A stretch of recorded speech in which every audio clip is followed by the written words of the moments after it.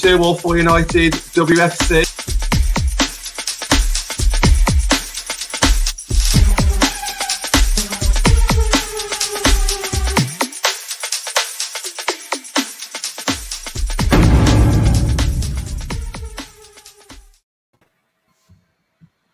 Good evening and welcome to Walford United WFC, the Saturday Night Live show with me, Matt Crane. Benny is hoping to join us shortly. He's stuck in traffic on his way back from Leicester, but I'm joined tonight by John and by Gareth, so I'll reveal them. How are we, John? Yeah, very well, thank you, Matt. Yeah, not too bad. How are you? Yeah, not too bad, pal. And Gareth, yourself? Yeah, good, thank you. Been a long week, so glad for the weekend and happy to jump on a show, an award-winning show. An award-winning show. I think we'll get Durham out the way first before we go on and explain our award-winning exploits. But so obviously Thursday evening then, Conti Cup, dreadful sort of place to go and dreadful time. And I know when here he is.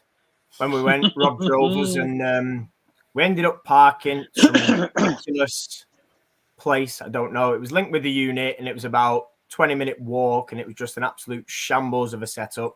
So how did you manage to park somewhere separate then, Matt? Because we got there and they said, oh, there's plenty of room in this car park. And there was like hockey matches, football matches, rugby matches, bloody tree cutting people there. You name it, it was a shambles, John. So, and the rowing team as well. It was all in the pool on some boat that didn't move. So they directed us to this other car park. They said, oh, yeah, there'll be people to help you park. It was dead. There was nobody there. It was pitch black. We didn't have a clue where we were going. But we got there. We parked. We just took a gamble on it because it said something like you needed a permit. And we're like, oh, my days. Literally got in the ground at about 10 to 7. Oh. Just bad. But anyway, they were dead grateful. The guy was like, oh, thanks for coming. It was more like, yeah, thanks for sorting you out financially, you mean, and getting a sellout. But it was one of them, you know, it was a typical ground in Durham. There isn't many, and it was just, it was one of them things. But hey ho, we managed. So what better place to start than there, I guess.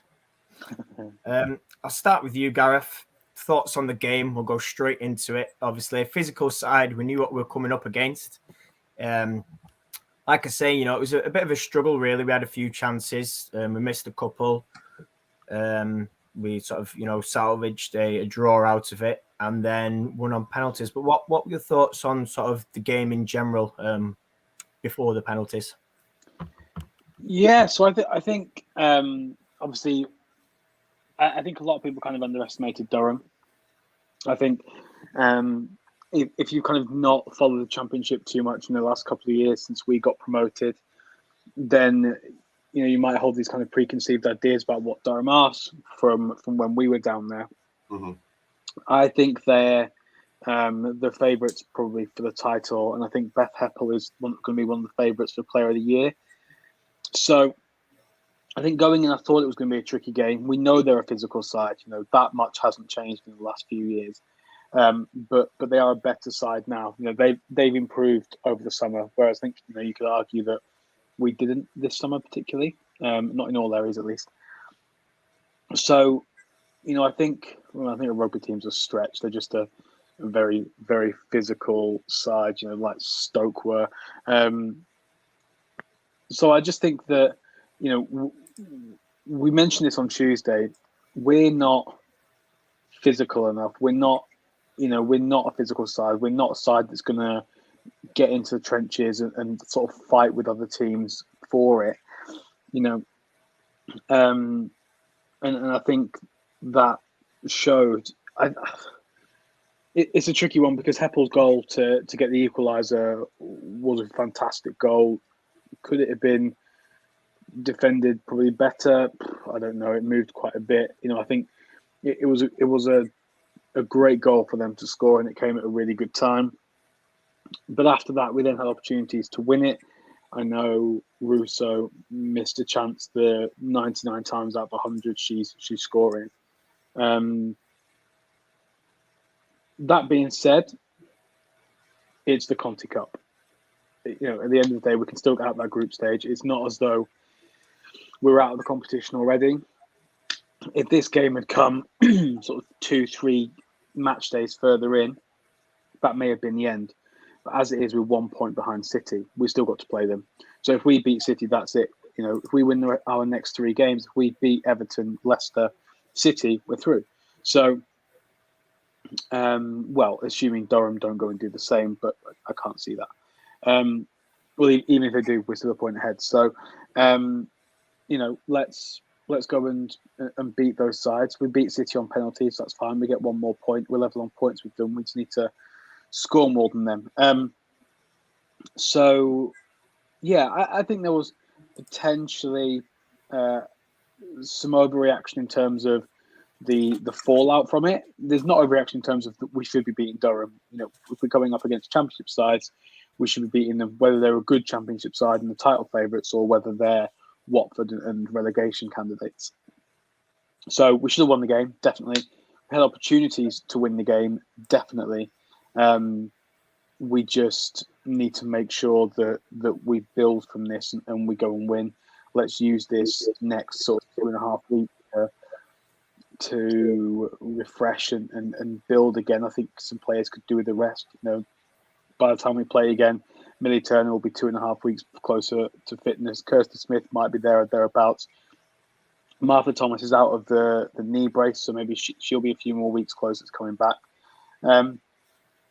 So we just wait and see what happens when the games come around again. We go again, and our next home game is City. So let's put right what went wrong over the last 7 days. Yeah, if I could just jump on that as well. Gareth mentioned about fans underestimating Durham, and I thoroughly believe that as well. We've got a lot of fans in our fan base who are fairly new to women's football, who've joined over like the last 18 months, 12 months, if not sooner, and they think, it's a championship side, we should be winning those type of teams. And I don't think that's a bad thing to say. However, Durham could quite easily measure up against the likes of Birmingham, Leicester and Reading based on performances this season, and we only just about scraped through some of those games. There's a reason why a lot of fans want 16 teams in the WSL is because the likes of Durham can compete. So I think just because they're in the championship, it doesn't mean that they're either championship quality or it doesn't mean that they're any better than some of the lower teams in the WSL that we only won by a couple of goals. So I agree with that, especially playing away from home. On a different type of pitch, not many fans there. It is, way away from where a lot of the fans tend to travel to. We wanted to let's put our flags up. Mark Skinner apparently spoke a bit about that, and as it came out at half time, he wanted us to raise a noise as well. So I think there's a lot of things against us on that day. And don't forget, we put out some of our players who haven't had much match time yet, which is what the fans wanted. You can't blame management for that. We wanted a change of personnel, and rightly so. It's a Conti Cup. So yeah, I just to back up Gareth's point there, I think even though it may be 1 point dropped or it might be 2 points gained, whichever way you want to look at it, it was never going to be an easy game. I think on paper you might think just because it's a championship it would be an easy game, but for me, maybe we did, not we as a club, but we as a fan base kind of took them for granted a little bit there. On that then, John, I'll stick with you for this question. Do you think maybe the players or some players underestimated them? Because I think back, and it's been a while since we played them, and I look at the difference in players since we last played them, and there is quite a bigger turnover than you think. So do you think maybe that, some players weren't prepared or maybe didn't expect the level of physicality, perhaps? Because looking at some of them challenges, I think back at Rob's comment of a rugby team, there's one point where Russo's shirt was nearly coming off a back and the ref never batted an eyelid. There was a couple of physical challenges which were, in my view, ridiculous. And then they weren't given, and then the ref would give something soft. And I don't want to sit here and have another ref debate, but do you think maybe, players, like say some players weren't prepared for it? Or would you say maybe it's just like John says here, that we collectively couldn't cope with the physicality? I think you could argue that, Matt. I didn't see the game live, so I don't know if people are pulling out the challenges or taking it easy or expecting an easy run. But I do expect that a lot of the senior team players who've been there for 3 or 4 seasons now would have kind of told them what to expect. We know what to expect as fans. Yeah. Fans who are brand new will listen to us, and they all know the same. So we know what to expect. So that's down to the players to, so that would be their fault if that's the case. But we've still got very talented players to be able to deal with that. And Durham, it's not like it's a National League type side where there's no coverage. There's plenty of coverage of Durham, so you'd expect scouts and Skinner and the coaches to do a bit of tactical analysis before the game. So if they did do that, that would be stupid on their behalf. I just think, I don't know what the guys in the comments are saying. I heard physicality. Yeah, I think that's probably it. I think Stuart on our show or after our show yesterday mentioned on the lack of physicality on our players, and I think that's something that we don't have going for us. So when you have like a team that's kind of below par on physicality against a team that's probably above par on physicality, that's kind of got that'll show. And looking at it, that is what showed on Thursday night. Yeah, absolutely. And obviously we covered it Tuesday, talking about our lack of physicality. And I think just the way the game went, obviously they had, I think it was a centre half and a right back that were pretty, like well built and quite probably the most physical on the team, I'd say. And it's not that we, you mentioned about pulling out of challenges. I don't think it was necessarily pulling out of challenges. I think we're maybe scared to play football. There's a few times we went a little bit direct, which was frustrating because we'd hit a long ball and 9 times out of 10 it'd be going out for a goal kick.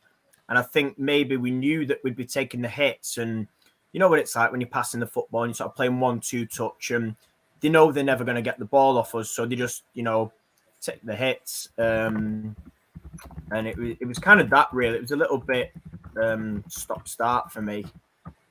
Just in terms of the performance, but I think what I'll do is I'll break it down into both halves. Obviously, we've got bits on Fuso, and obviously John mentioned there a point that I've got to come to on set play. But Gareth, I'll come to you then. Obviously, first half we didn't really test the keeper. What do you think was maybe the difference? Because second half we came out fighting and we looked a lot better. Do you think that was anything to do with maybe the halftime team talk, or just the fact that actually, like fans did say, it wasn't great and we had to sort of up our game? Yeah, I think probably a bit of both. I think it's always good when you can go in at half time and you can get some instructions on. You can kind of switch things up a little bit. You can maybe sort of make those slight tactical tweaks. It's much easier to do that at half time than it is to try and get instructions onto the pitch while the game is going on. So, yeah, I probably think a little bit of that is to do with the conversations that went on at half time, but also just that opportunity to kind of like a little soft reset, and then come out and go again. Like the players would have known that wasn't good enough. They didn't need to be told that they didn't test the keeper. I've got hiccups now. And so they'll be able to come out after half time and they will have wanted to put that right. And yeah, I think we did. So we came out, we played better in the second half. Unfortunately, Durham were able to get a couple of goals, but I think like John mentioned earlier, it wasn't a full strength squad from us. We had a pretty strong bench. We were able to bring players like Hansen, like Tooney on, and Tooney especially changed the game, getting that goal and putting us in front. Unfortunately, we weren't able to hold it, but we come away with 2 points. It's not the end of the world, and like I say, we'll go again after the break. Yeah, I'm just thinking because obviously the reason I ask is we had 2 shots in the first half, one on target and one off target. And although, and I'll let you answer this, John, we went in 1-0 up at half time. Ivana Fuso, and I'm going to get onto her separately because I think she deserves a mention because I thought, she was one of our better players. But just on that team goal then, because obviously it came about, we won the ball back. It went to Carrie Jones down that left-hand side, and then she turned provider for Ivana Fuso. How good is things like that? Because, we talk a lot, don't we, about bringing players through and players making the first start and things like that. And, to be fair to Carrie, she maybe wasn't always in the game, but sorry, I froze up. throws up there. I was saying when Carrie wasn't always in the game, but when she was in the game, that's sort of when that mattered the most. But do you want to talk to me about sort of that team goal and that build up and Carrie Jones being involved? What I like about that is it wasn't a long ball. It wasn't a switch of play that went through the air. It was actually played along the ground, the build up to that. And I think that's kind of what Skinner is aiming for. Now, at the moment, I think some fans are getting frustrated because we try and play through the middle or play through without having the long ball over the top or in the air. And it's very hard to do that. It takes a good, able person to pick out that pass. You need to pass before the player's even there for the player to run onto it. You need to be able to find space between the lines, but not even between the lines. Just when you've got like 10 players behind the ball, that can be very hard to do. And what I enjoyed about that build-up is the fact that was, to me, a proper like Skinner kind of goal. And it's good to see that we can kind of see that that's kind of it's come to fruition on that one particular goal. And yeah, the cross in for Fuso, she was in the right place at the right time, but that wasn't a fluke. She actually got into that position, and it was really put away very comfortably. Great to see on the score sheet. Obviously, shame that I couldn't be there to celebrate it. I know, and that was the same, but we jumped up when we did see that goal, and obviously we could talk about that in the second half of the show.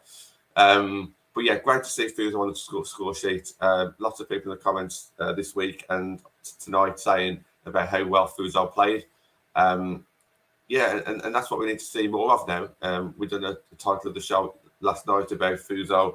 What's going to be her best position? What do we do with her now? And I think that's a fantastic question because it's kind of put her on the map a little bit now. And Skinner's got some more questions to kind of answer in that position. Can I just jump in? Yeah, absolutely. Yeah, go on. On Fuso, I think also it's important to manage that transition into the first team properly. It was a rotated squad. It was against a side from the division below. Let's not be throwing her in games where she's going to get dominated and shrugged off the ball. So, I think in the Conti Cup, definitely give her those games against City. Let's see how she does. But in the league, let's manage it. Let's maybe put her into the games against Reading, Spurs, those kinds of games, and give her a run out there. But in games where there's people that are going to be really physical, Birmingham, they're a physical side. We've already played them once, but we're going to play them again. I think it's really important that we manage this properly. And obviously, she came in, she picked up a knock, and we don't know how long she's going to be out for.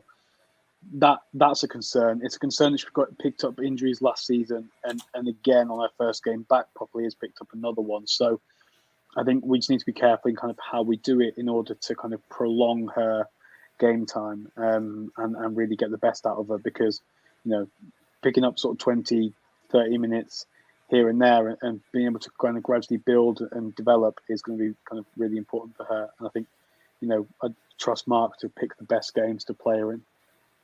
Just on that, you said like managing expectations. She's not the only one. Going into the game, we saw reports from Catherine Batty, I think, started it. And I think Sky Sports might have jumped on it as well regarding Carla Solskjaer. Before Carla gets a start, surely Maria's got to get a start or at least come off the bench in the senior team game. And these are things that's kind of not worrying me, but I think people need to understand like the big gulf of the big difference between playing like in the devs to playing the championship side or the WSL side. So just going into that game, people's thinking, put Solskjaer on, put Maria Edwards on. Fuso needs to play first. Carrie Jones has got the opportunity. She's been in the senior team longer than Maria Edwards. She's not been in the club longer, but she's been around the senior team longer. We have to kind of manage everyone's expectations. So what do we expect of Fuso? What do we expect of Carrie Jones? What do we expect of maybe Carla Solskjaer? Is she going to go out on loan? Maria Edwards is still at the club. Is she going to go out on loan in January, or is she going to get more game time? I just think at the moment people are so enthusiastic, but they're also trying to rush people into a position where it might be like throwing them out to the pack of wolves. Could you imagine that against Durham? That would have been needless. You didn't need to do that. So I'm glad of Skinner's choices. And that doesn't mean that I don't want to see Connor or Maria this season. I think there's a time and a place, and I don't think Durham away was the time and place to do that. No, spot on. And I think as well, another thing, and I'll link this in with Fuso, is a plastic pitch. The last thing you want, I mean, Fuso's been unlucky with injuries, sort of, and being given a chance as well. And I think that, a plastic pitch, that's how she got injured or went off, should I say. We don't know sort of what's wrong or if there's anything wrong, and fingers crossed there isn't. But she went down in there without a challenge. And I agree, John, like you say, you need to, first of all, be training for the first team with me. Kind of Solskjaer isn't.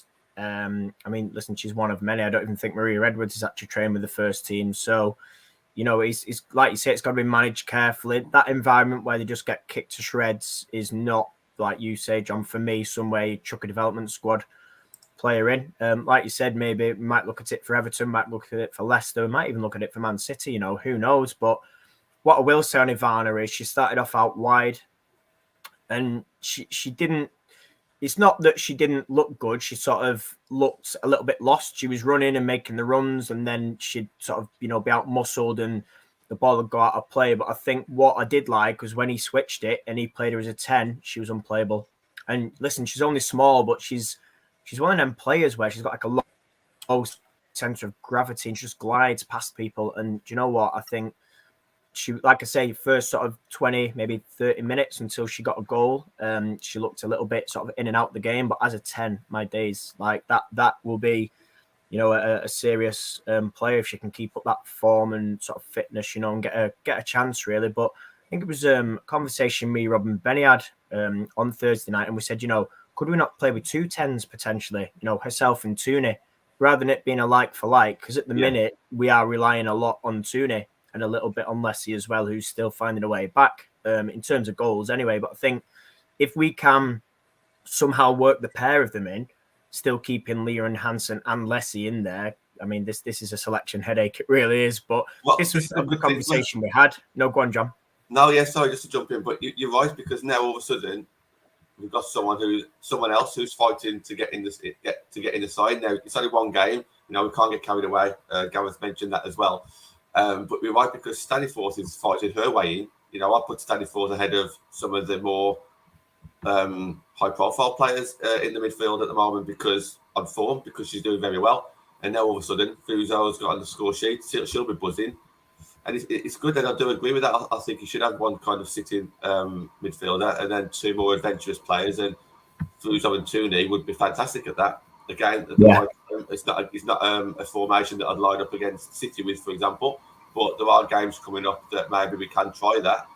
But then obviously you've got to battle a few fans who prefers Jackie Groden, Bo Risa, Ailey Ladd, and the rest of them. So, but it's good to have those options, isn't it? And I think I put a tweet out at the start of the week saying, let's not moan about the headache that we've got. Let's actually embrace the fact that we've got 6 quality midfielders, and now Fuso on top of that.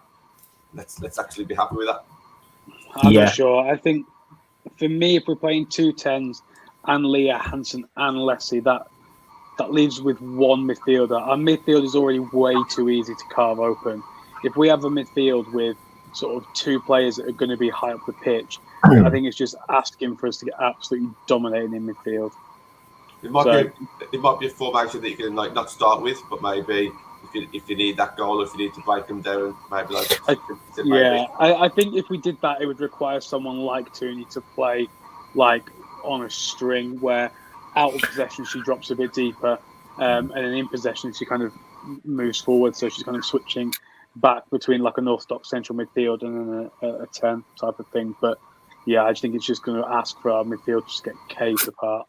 On that, Gareth, do you think, now let me think about this before I get this wrong, a 4-1, a 3-1-1?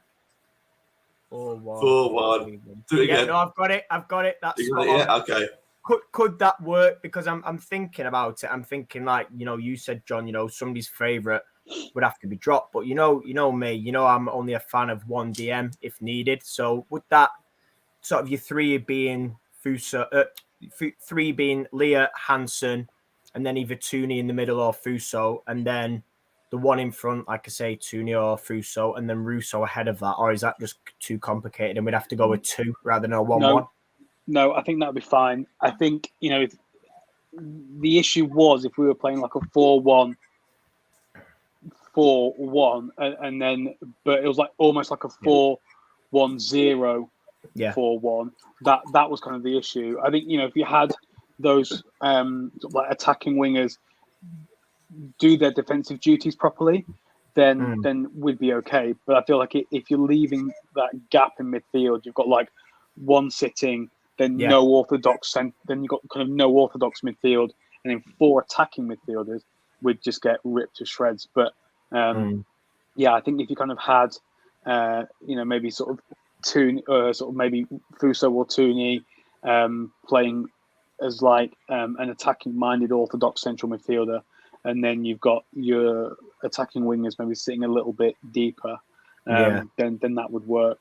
But yeah, I suppose that'd be much better, I think, than sort of being so in midfield. I think on that, it probably would require more defensive work from those wide players, your likes of Ilya and Johansson, to get back so as not to leave the fullbacks exposed and make up for that midfield. But John, I want to just come to this comment. Obviously, great to see Risa and Ladd in the midfield. And again, it was a different pairing, but it's one of them for me this season so far. And I hate saying this, but I think the midfield's probably maybe let us down in games, because I look at some games and the way we've played, and it seems that when the midfield goes AWOL, we long ball it.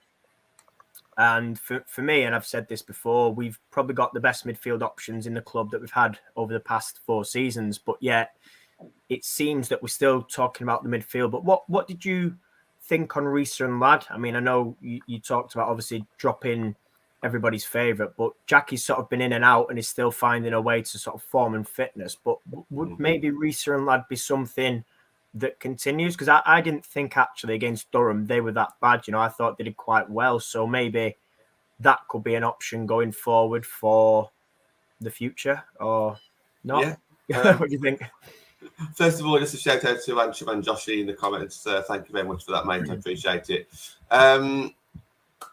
This is the thing. So, like, some of the fan base was saying after this game that we looked rusty in midfield, but they haven't been playing. So now that we play them, the only way they can get rid of rustiness is by playing them. And the only time that we're going to do that is maybe in a Conti Cup game. So as for that pairing could have quite easily be our WSL choice. But what Skinner wants to do is he wants to see everybody. Now, he wants to see the devs, he wants to see the fringe players, and he wants to see, obviously, our senior players. This was his chance to see those, and I think they were fine. I think it was the right choice, because I think Ladd and Barisa is more physical than the likes of Jackie and Katie. So I understand that picking. And I would like to see that combination again. So going into the next Conti Cup game, I'd like to see it again, and let's just see how that works.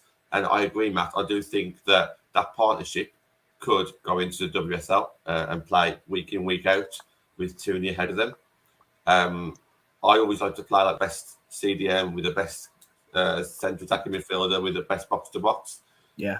And if you stick Tooney in that with those 2 players, it's what a lot of people have been calling for. Then at least try that, and not just try for 1 game. Let's try for like 3 or 4 or 5 games. Let's see how they build together.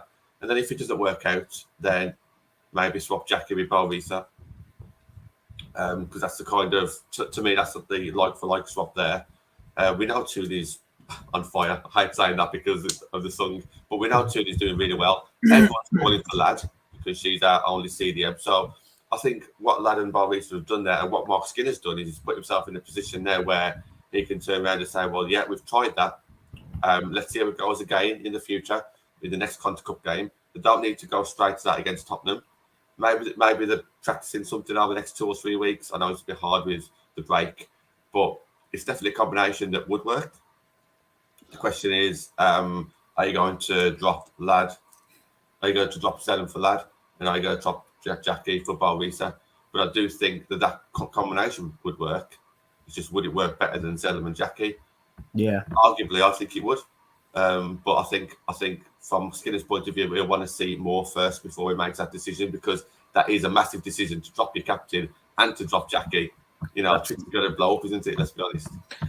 I mean, it is, but whatever he does, it's never going to sit right with certain people anyway, is it? So do you know what? I just think to hell with it. You may as well do it, because whilst I would, I'd do it myself. I do think, and I mean, it sort of links in with this, because this is sort of what I'm trying to say, is that not that our midfield is the strength, because I think it's been our weakness, but the fact that the midfield options are there and we're not playing our best midfield, if that makes sense for me personally, anyway.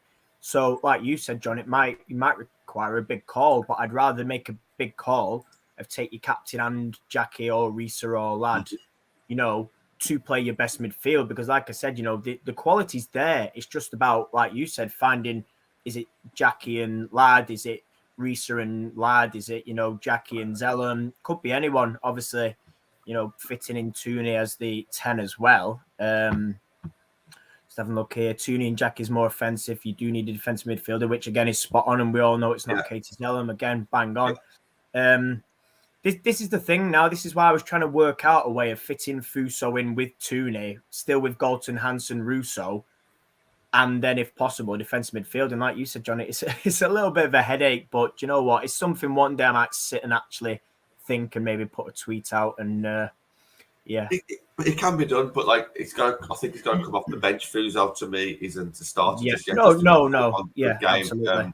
But we have seen it in previous seasons where we've started with Jess Sigsworth and then LJ's come on, or vice versa, or we've played with Hanson on the right and then Tooney's come on. And there are ways of doing it, and it's a great option to have. The fact that now she's got that goal, hopefully she'll go on and score more.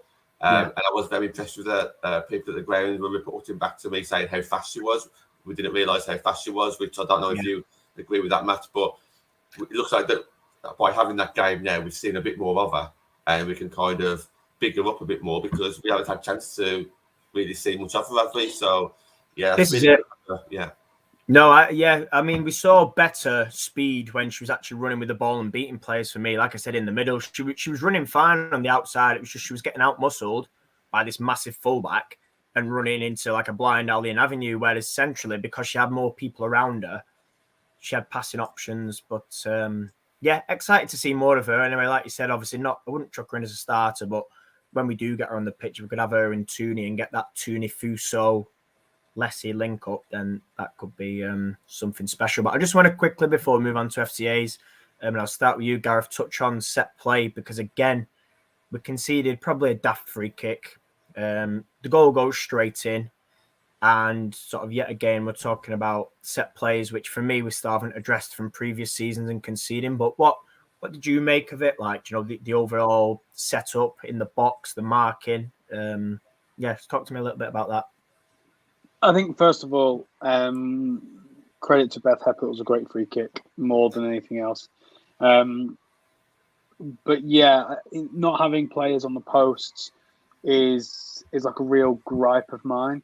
I just think so often, whack a player on the post, someone that's not afraid to get hit in the face, and that could solve that going in. If someone's on the near post, then they're going to clear that.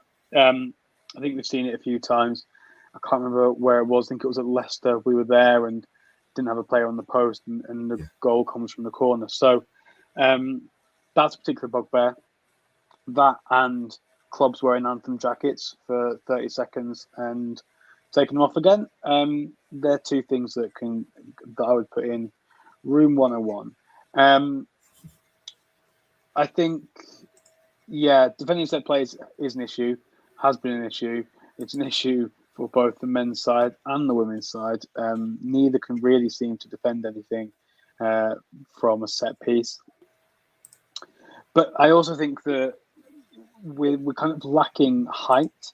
If a ball comes into the box, then, Anthony was saying on Tuesday that the average height of our team is 5'4". Well, if you've got Bunny Shaw playing against you, who is 5'11.5", I think, technically, pushing 6 foot, they're gonna beat you to the ball.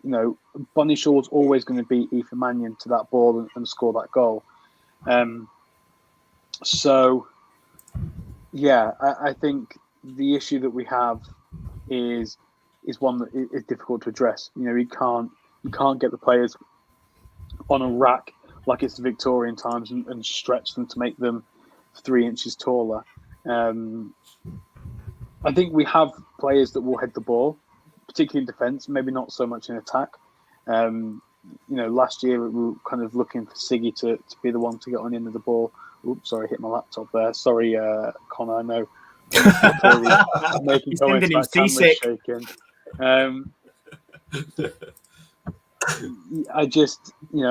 I think it's difficult to defend from set pieces when your players are 5'4" and they're trying to mark someone that's 5'10". They're always going to lose that ball. So the issue we've got to do is not give away silly free kicks in dangerous positions, and stand them up, see that ball out, stop the cross from coming in, and if we can get the ball out for a corner, great. If we put it out for if we can get the ball out for a throw-in, rather, that's great. If the ball goes out for a corner, let's have your tall players marking their tall players. Let's not have 5'4" Ethan Mannion marking 5'11" Bunny Shaw. No, you are right. I just worry sometimes because I look at Thor and I think, God, like, Jesus, I'd be shitting myself as a forward. But then I think, actually, she's still not winning balls in the air. And I don't like, obviously sitting here and picking out an individual. But, I mean, Connor's just actually said the opposite, which is fine. Maria stepped up. But, again, I'd just like to see a little bit more in terms of heading it from her as well. Like you said, if you're coming up against a 5'10" or 11 player, you should be dominating or looking to at least put in, some sort of a physical challenge. But I'm sure Maria will grow into it, like you said. And obviously you mentioned Mannion as well. But I like what Mannion does because it seems like Thor goes for everything and Mannion's there just sweeping up and that like calm influence out the two of them. So it will be interesting to see what happens when Millie does return. Just to clarify, that wasn't a dig at Mannion. No. That was just a comment that for that Bunny Shaw goal, like she had no chance. I know what you mean. It would have been better Thor on her, and then like I was saying, Mannion sort of sweeping up. But it's one of them. But yeah, this is right. Maria is getting better each match, and that comes with consistency. But for me, like I say, not meaning to dig her out, but I would like to see just a little bit more aerial presence, and maybe that will, so because Mannion won every single ball in the air, and like you said, Gareth, she's smaller. So how have you got a centre half that's smaller and not as physically built, winning all your aerial duels, and then we've got a centre half that's built like a centre half should be that doesn't win too much, but anyway, I'm sure it'll be a work in progress. On to FCAs, then I'll do a couple of thank yous, and then I'm going to let John, whilst you were there, John, sort of do your thing. But so Thursday evening, obviously yourself and Natalie were down at the Football Content Awards, to give it its proper name, of which we were very kindly nominated by a bit of everybody, really. The votes was 50% of sort of people that tune in. You fantastic people that are watching and, like, retweet, subscribe, encourage us, chat to us, things like that. Guests as well. And then the other 50% was judges, wasn't it? And, we were wondering, weren't we, John? I know we had a couple of conversations and you said, oh, if we win it. And I said, no, John, when we win it. And so I was delighted at whatever hour it was, about 11 o'clock or something. When I saw it, my phone was pinging away and I thought, hey, up here we go. And then it got on to that we'd actually come out and we won a bronze. And I think you said to me, John, you take a bronze in your first year and we can build on it. So what I do want to say is, a massive thank you, like I say, to people that tune in, to people that subscribe, to guests that have been on the show, to people that support us, people that chat to us, not only online, but in grounds. And we've always said, and I include, Natalie, Ben, Amber, Anthony, just thinking presenter-wise here, first of all, we've always said, haven't we, it's everybody's award. It's not just the award for the presenters or award for people that appear on the show. It's everybody, whether you've liked and retweeted something, whether you subscribe, whether you've said to your mates, oh, come and have a look at these. This is everybody. So whilst, it's obviously us sort of, you see on the YouTube weekly, it is for everybody. So yeah, Robert is right. I did have a cold Mackey's because I was absolutely bouncing in his car. The music going, we were happy that we beat Durham. It was wazzing it down, so we're drying out. Then it was FaceTiming you and Natalie on the way back, and it was just what's a chaos. But So I wanted to kick that off. First of all, like I said, it's a massive thank you to everybody. Collective team effort, and we've got bronze. We're happy with that, and we will be looking to improve next year and hopefully, going for gold, but I'd also take a silver as well. So I'm, he's letting people eat in his 14-plate car. I know. I was very, very careful to make sure that there was nothing, not even a crumb or a piece of dust left. It was all nicely laid out, napkins, the lot. So, yeah. There'll be enough dust in that car. It's 7 years old. Back on track, John. I know you've got some words to say and you want to explain a little bit about the direction and maybe what's coming up as a channel without giving too much away. So I'll hand over to you, pal. You said a lot of good things there regarding all the thank yous and everything. So obviously, just to reiterate that, all the retweets really mean a lot because no one would have even heard of us if people hadn't retweeted it. And it's not just the hosts. I do feel that what we've built over the last 12 months is not just a channel. It is a community, and that word gets branded around quite a bit now. But we see it more than anyone because the reason why I'll say that is All for United WFC doesn't end at 8 or 8:30 when the podcast finishes. We are constantly messaging each other, and these are people who have never been on the show but who watch the show every night. People who don't live in England, who've never been to a match, or unfortunately in that sense, or people who do go to a game who can't wait to see us again, and not just us, to see everyone again. So what we've got is we've got a load of people who come on the channel, but those people that you see on the channel, whether it be once a month, once every 6 months, or once a week, or once a day, we're all together. And I think because of that tightness and that closeness is what's helped us get to this stage. I have got the award there, by the way. Hopefully next year. Get it out, John. Come on, why not? It's on Twitter. You can see a proper close-up on it there. But hopefully next year that will be a glass one. So if it's a glass one, then it means I've got to go up on stage with maybe yourself and Natalie and give a speech. On the actual day itself, well, first of all, you mentioned getting third, getting bronze. If I could just put that into context, people think, oh, bronze, it's not gold, it's not silver. The way I'm looking at it is, of all the women's content creators out there, we broke straight into the top 3 in our first year, which is absolutely amazing. I messaged someone who's associated with a football club. I'm not going to say who, but I think we all speak to this person in some shape or form over the past few weeks. I described it as getting promoted in your first season and then getting straight into the Champions League in your first season. That's the way I see this. Come out of nowhere to all of a sudden break into the top 3, and we finished higher than some of the people who I thought was going to win. It also shows that it doesn't matter how many followers you've got; it's about how loyal those followers are. There's people that was nominated that had a lot more followers than us, who maybe had a lot more experience, who maybe tweet a bit more than us. But I think the FCAs and the judges and the fans actually got this right. I think we deserve third. We didn't deserve first or second this year. I appreciate that. That's why I was saying to Natalie and yourself, Matt, for the weeks building up to it, let's just aim for third, because I think that would have been a fantastic achievement, and it was. So when the names got read out that we got bronze, Natalie, right to the left of me, just shouted out because we knew that was a massive success. If I could just describe the day a little bit then. So obviously Natalie dropped down from Manchester. We then made our way to the Royal Lancaster Hotel in London, which is a lovely hotel. I've never been there before. I'm not one for driving in London.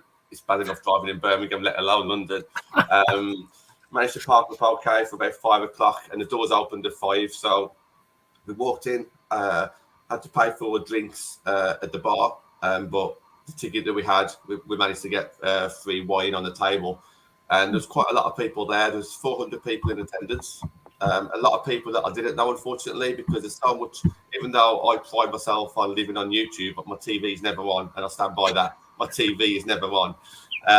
There's so many channels out there that I've just never heard of, because I don't watch other people's content. I only really watch Man United content. So unless if you're on some of those channels, then unfortunately I'm not going to know you, unless if you're on AFTV. And I will shout those guys out. The AFTV expressions from Tottenham Hotspur, those guys were the loudest in the room, and they mopped up a few awards between them. Mark Goldbridge won the best influencer, who wasn't in attendance but came up on the big screen to accept his award. He got a big cheer whether or not you like him or not, is the top of his trade, and that's why he's won, and he keeps on winning. And then, obviously we sat down on our table. Table 28 I was, which is my lucky number for birthday. So, does that mean you're getting that on your shoes now? John Foster MUFC #28. On his shirt. Sorry, on his shirt, of course. 28, yeah. Which is quite good actually, because of all the table numbers. There was a lot of tables there. For me to have 28, I'm like, oh yeah, we've got this, Nats. We've got it, no problem.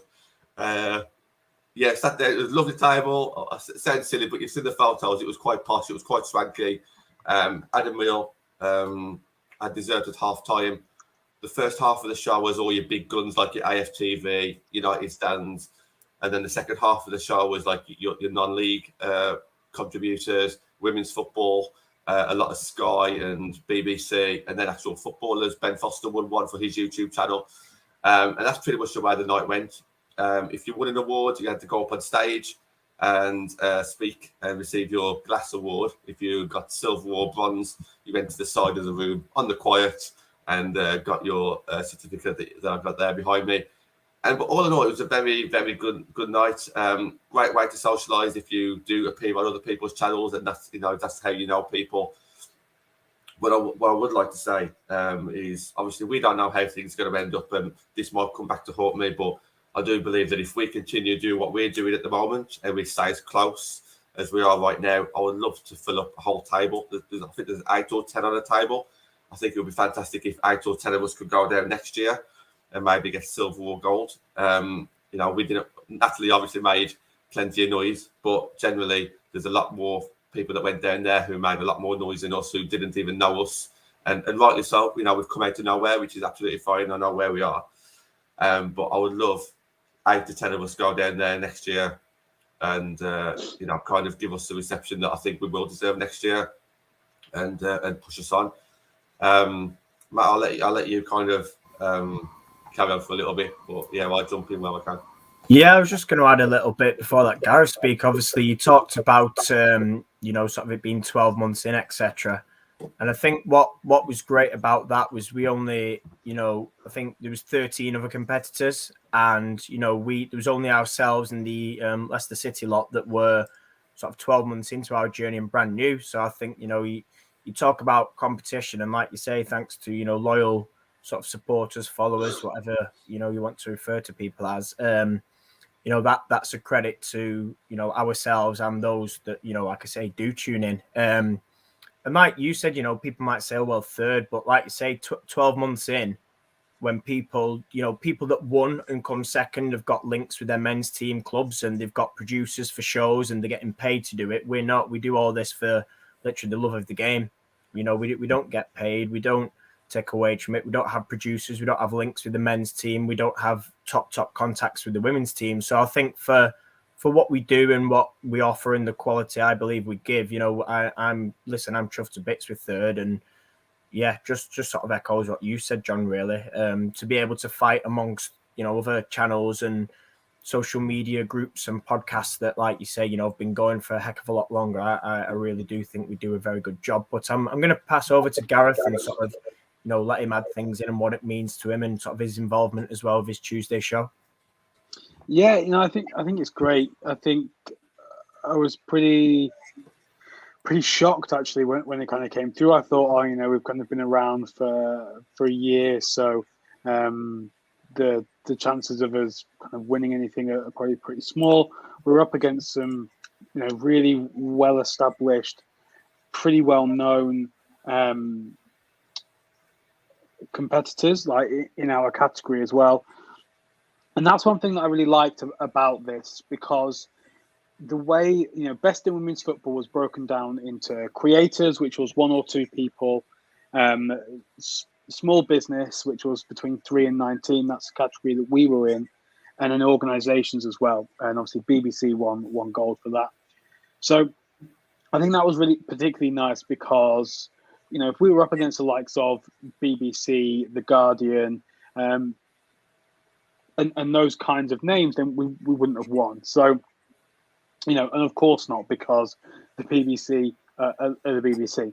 I also kind of like the women's football had its own specific set of categories, and it wasn't just lumped in with the men's football.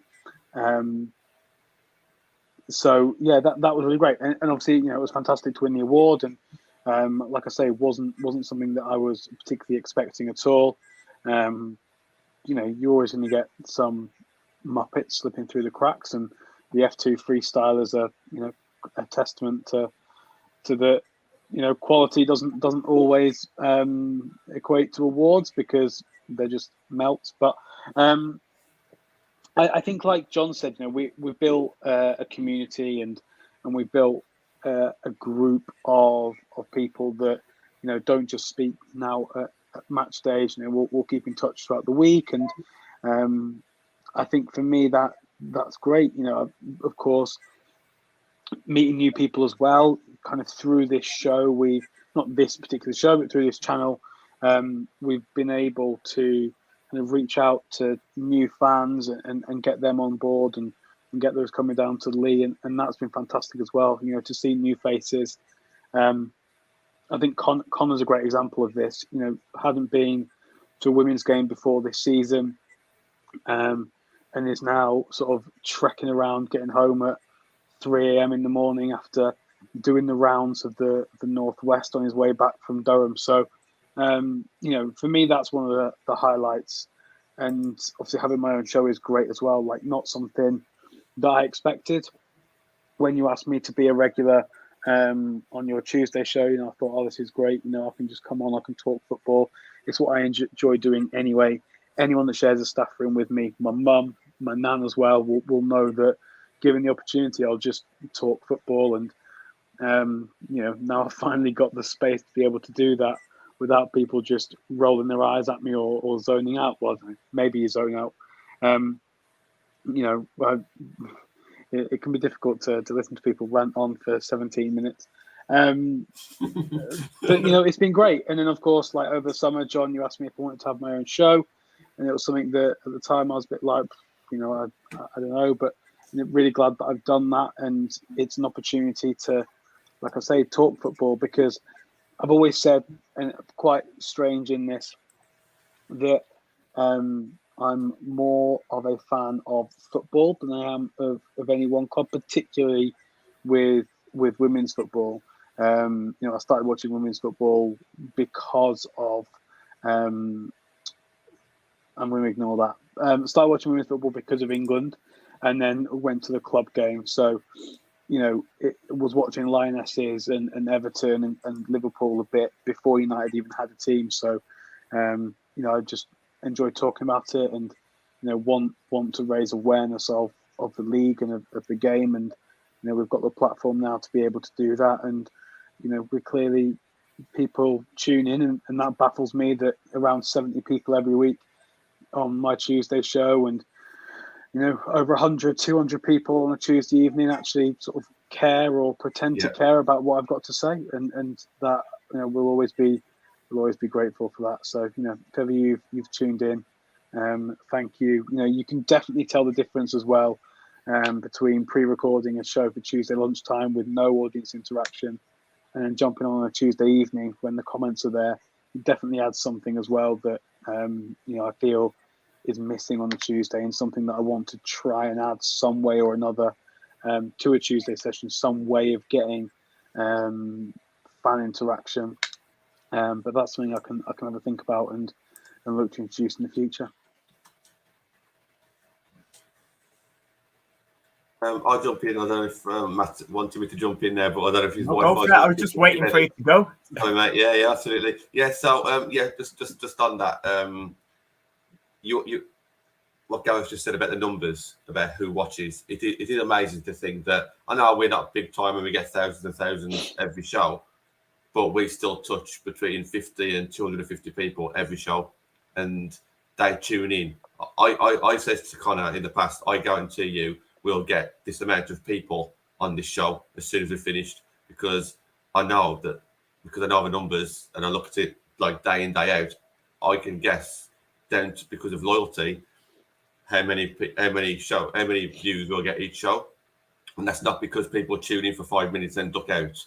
It's because it's based over a year. You can see how it's growing, but also how stable it is as well. And you are right, Gareth. So like you say, like 50 people, you probably don't know those 50 people. You might know half of them personally, but then there's another 25 people on the slide who probably don't want to maybe show themselves, who choose to watch your show, and they don't just watch for like 5 minutes either. It will be for a good amount of time, and it's the same as on every other show as well. If I could just touch on you mentioned the BBC, Gareth. The BBC won the Best in Women's Football organisation, and then Lauren Baker won the Best in Women's Football individual, and we won obviously the small businesses as well, the small business category. So there was 3 categories, which was great. One thing I found interesting, and I don't know why the FCAs have chosen not to do this, but there was no journalists there, so I think the journalists should, still create content. I understand, it's still a media outlet. Sky was there getting booed, so Sky was there, BBC was there, the Guardian's there, but no actual women's journalist was there. So to me, I think you should be putting some of those potentially in that category for best in women's football individual, because I'm sure Emma Sanders would have been there, or there's more that we chat to, but I think that's probably somewhere that we could improve next year regarding the women's side of things. And just to say who we was up against, I'll just read them out. Beyond the 90, LCFC Women, Matt obviously mentioned that one. Her Football Hub, Redmen TV, Women, She Kicks, the CFCW Social, the Offside Rule, WSL, the Women's Football Podcast, This Fangirl, and We Are MC WFC. And so those are really well known. I've heard of those even before I started doing these podcasts. So for people to have heard those and go up against them and beat them, I think is really, really rewarding for us in our first season. Matt and I want to talk to a little bit about what we can expect going forward. We want to go down the route of supporting the growth of women's football. So we know that we're going to always talk about Man United women's team. That's the stable of this show. It's what I'm passionate about the most. It's what's brought me here. I want to grow attendances. I want to raise awareness for our women's team. And I think the more that we see Man United women's team on Sky and BBC, the more traction it'll bring, because people start YouTubing, Man United women's team, and now they'll YouTube us and come across us. So that is going to be the forefront of my mind. But what I've enjoyed more than anything, and if I was going to do an acceptance speech on Thursday night, I would have said that one thing that I've enjoyed the most is helping people through lockdown. The amount of people that have come to us, who've messaged us all privately and said, look, you've really helped us through lockdown. You've helped us with anxiety. You've helped us with loneliness. You've helped us be a part of something. I think I really want to go down that route. So to do that, we need to create relationships, and we've done that, and we're going to continue to do that. So when we say that things don't finish at 8:30, we mean that. We are there 24/7. And the other direction is to obviously help the lower league teams who don't have as much money as Man United, and just keep on supporting those by raising awareness, by supporting, by attending grounds, by just getting them on podcasts, just doing as much as we can possibly do in the position that we're in. So those are the kind of future plans for myself. Obviously, there are going to be extra shows going forward. I think we've done a cracking job of every show that we've started, we've maintained. So we haven't just gone from one show to 8 shows and then just kind of collapsed, and every now and again we just do 4 shows. Or if we've said that we're going to commit to something, we've done that. And I think that's really important to myself, and that will go further. I've already got 2 shows in mind to get more people on, to get other people on. It's getting the right person for the right show, but definitely looking at that going forward. And yeah, I'll finish off for yourself, Matt. I know it's your show.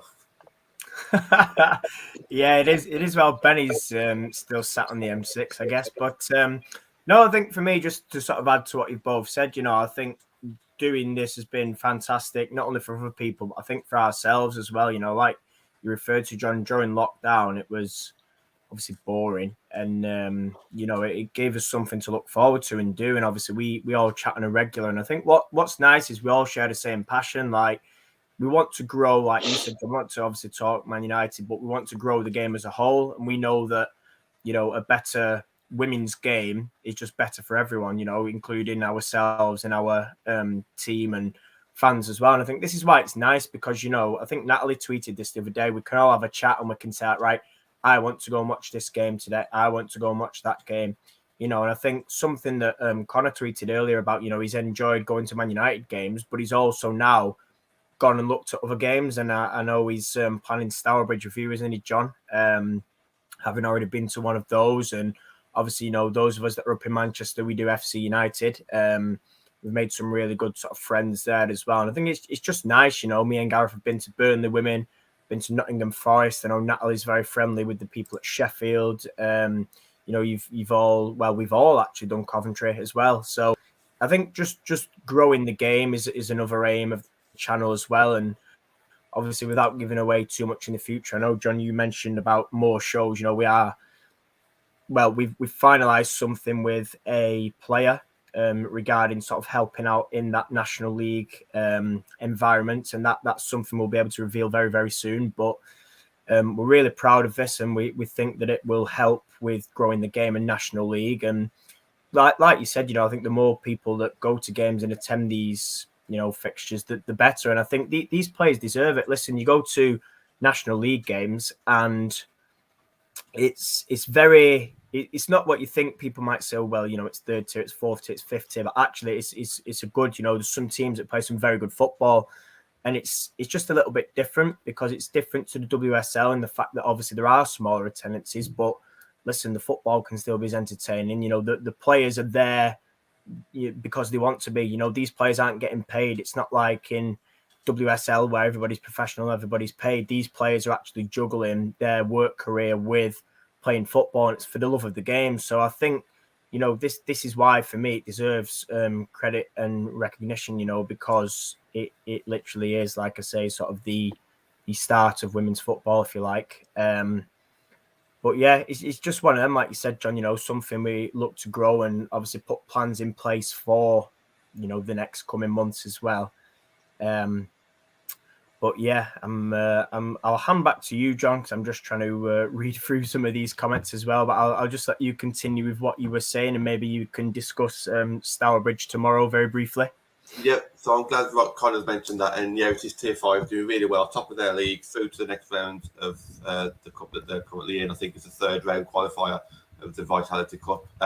Me and Connor will be going to watch that game as well. And this is just one thing that I'd shout out. And I sound like Stu Barker here from Sin 71 because this is exactly how we ended the show. One of the first times that he was on the show. Just go to one of your local games.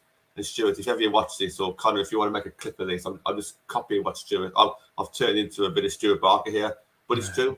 Just, you know, if you're going to put your money anywhere when the Man United women's team aren't playing, or Chelsea, or Liverpool, or whatever team that you support on whatever area of the country that you support, when there is a three-week break, just pop down to your local team, because every bit of money that they can get really, really goes towards something. So yes, me and this isn't just the reason why we're going. I'm actually going because I follow Stourbridge men's team a little bit, because I play down the bottom of my road basically, so I can always hear when they score. And obviously I've leaned more towards the women's side of things in the last year, and I do just generally enjoy watching them play. But it's not just the team; you get to know them as individuals, just like we did with Man United. And yeah, we have a great show lined up on Monday. So we're going to watch them on Sunday, me and Connor, at Tamworth. And then hopefully they'll be in a good mood. So on Monday's show, we've got the manager on our show. And we've got our favourite player on the show as well. So that's going to be amazing, something I'm looking forward to. But more importantly, for the Man United side of things, the manager is a Man United fan. And the player is an Aston Villa fan. So you can imagine me and Nat, obviously Carla Ward FC there as well going on. So we can have a bit of fun with that as well. So we can talk a bit about Man United and Aston Villa, so to keep people entertained there, but also raise awareness for Tier 5 clubs as well. So I'm really looking forward to that one. And that's on Monday, 7 o'clock. Yeah, fantastic. Well, I think we'll wrap it there then. That pretty much sums up the night. Yeah, thank you again, once again, like I say, for the comments and people tuning in. Obviously, John, like you mentioned, you're off to Stourbridge tomorrow as well. I'm hoping to catch a game as well. I'm currently trying to figure out who's playing where, because one website says one thing and one says another. This is the joys of anything outside the top 2 leagues. The organisation is not quite as good. Schedule and weekly catch up as well will be out tomorrow. Monday, John, as you mentioned, you've got your special guests on the show. Got myself Tuesday, Natalie Wednesday. You're back Thursday, Friday Fans Forum, and Saturday me and Ben. So although it is a boring international break, we will still be bringing you as much content as we can. And obviously next Sunday, we're all off to FC United as well. Even John's coming testing the waters. So that'll be fun as well. Introduce you to the gang and what we can say, Matt, as a bit of a teaser as well, is there is a reason why we're going there, isn't there? That's all we're going to say. There's always a reason. No, there is. Yeah, no, there's an extra reason to, apart from absolutely loving it, and like I say, being welcomed with open arms by those players and staff. Yes, there is an extra reason, which, like I said earlier, will become a little bit more apparent, and it is to, like I say, grow the game as a channel, and hopefully, put everything National League out there on the map as well, because they massively deserve it. And enjoy the NWSL. Lovely. So I'll wrap it there then. Thanks to you both for joining me. It's been a little bit different without Benny, but M6 is a nightmare, as I'm sure you can vouch for, John, living pretty much next to it. So like I say, tune in Monday with John and guests, and we will see you all soon. Cheers, guys. See you later.